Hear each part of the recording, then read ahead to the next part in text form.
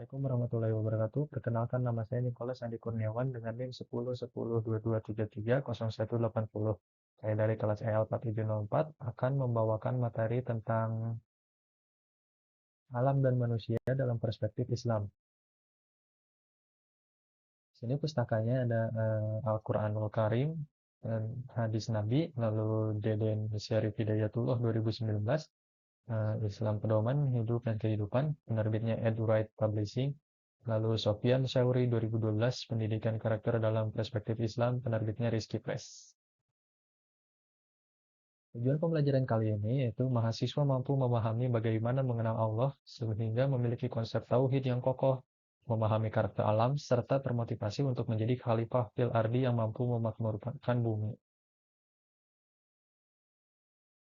Dahuluan, Allah adalah Tuhan pencipta langit dan bumi atau alam semesta. Dia maha sempurna. Dia telah menciptakan alam dengan segala karakteristiknya.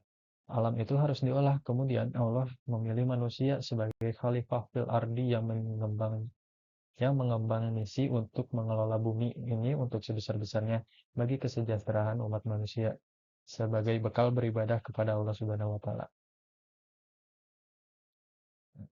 Mengenal alam sebagai ciptaan Allah. Segala sesuatu yang ada di alam ini diciptakan oleh Allah Subhanahu wa taala. Karena itu Allah adalah pencipta atau disebut dengan Al-Khaliq, dan segala sesuatu yang di alam raya ini adalah ciptaan yang disebut Al-Makhluk. Alam raya yang terdiri dari miliaran planet diciptakan Allah dalam proses yang panjang dan bertahap dalam periode yang sangat panjang. Al-Quran menjelaskan bahwa proses penciptaan alam dalam 6 periode, dan setiap periode tersebut terdiri dari ribuan ciptaan tahun. Pengertian atau makna manusia. Manusia secara KBBI adalah makhluk yang berakal budi atau bisa diartikan mampu menguasai makhluk lain.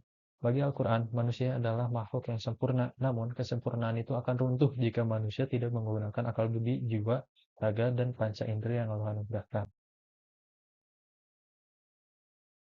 Penciptaan manusia menurut Al-Quran.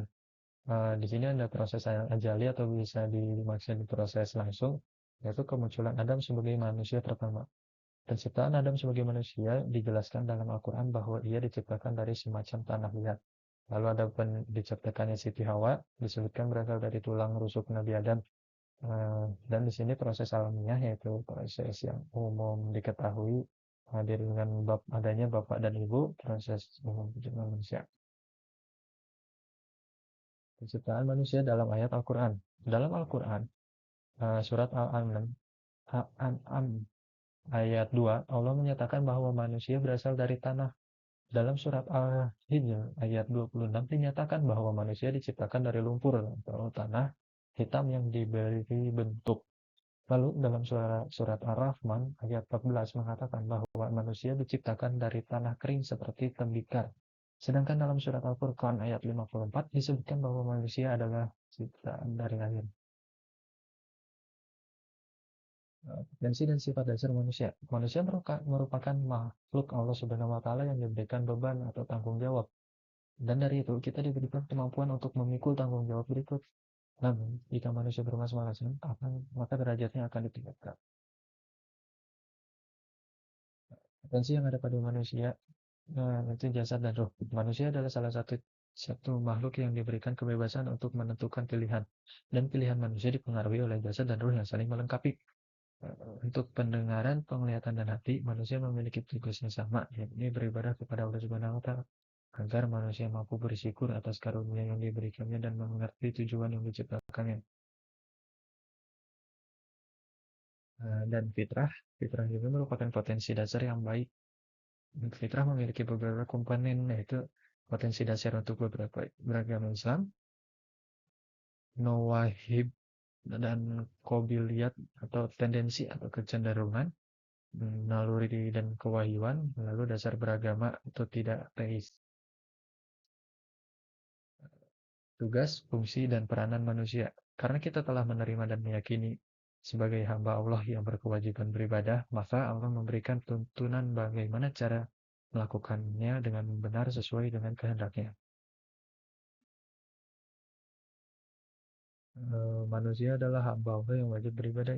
Ini adalah salah satu cara jalan yang bagaimana cara menggapai ridhonya. Dan hanya karena inilah kita dihidupkan. Misi kekhalifahan manusia, hamba adalah jabatan tertinggi yang disematkan oleh Sang Raja Langit dan Bumi kepada manusia. Peranan pengemban amanah Allah Subhanahu wa Ta'ala. Khalifah berkewajiban mengajak manusia untuk bertunduk patuh atau beribadah kepada Allah sehingga terwujud kehidupan bermasyarakat yang adil dan makmur di muka bumi. Istilah manusia menurut Al-Quran yang pertama disebut dengan istilah basarun. Di sini menjelaskan bahwa manusia adalah makhluk biologis. Lalu yang kedua adalah istilah an-nas, menjelaskan bahwa manusia adalah makhluk sosial. Yang ketiga disebut dengan Bani Adam, dijelaskan bahwa manusia adalah makhluk rasional dan keturunan figur Adam. Lalu yang terakhir adalah disebut dengan insan, menjelaskan bahwa manusia adalah makhluk spiritual. Manusia dari alam ke alam. Dalam Al-Quran, uh, surah Al-Imran ayat 185 menyatakan bahwa tiap-tiap yang berjiwa maka akan mati. Dan sesungguhnya pada hari kiamat sajalah disempurnakan pahalanya. Dan barang siapa yang dijauhkan dari neraka dan dimasukkan ke surga, maka sungguh ia telah beruntung. Kemudian kehidupan di dunia tidak lain hanyalah memperdaya. Waktu yang diberikan Allah dalam tiga lapisan. Lapisan pertama yaitu waktu individu yang diberikan ke setiap manusia yang disebut dengan umur. Lalu lapisan kedua adalah umur masyarakat. Setiap hubungan masyarakat memiliki umur tertentu. Lalu yang ketiga adalah sejarah, waktu yang dimulai sejak terciptanya Nabi Adam sampai terjadinya hari kiamat nanti. Lalu tahapan hidup manusia di alam. Yang pertama adalah alam roh.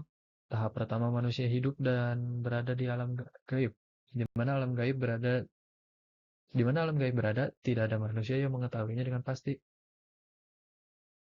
Lalu alam rahim, tahapan kedua manusia yang dapat diketahui dengan pasti, yaitu dalam kandungan seorang manusia, seorang wanita.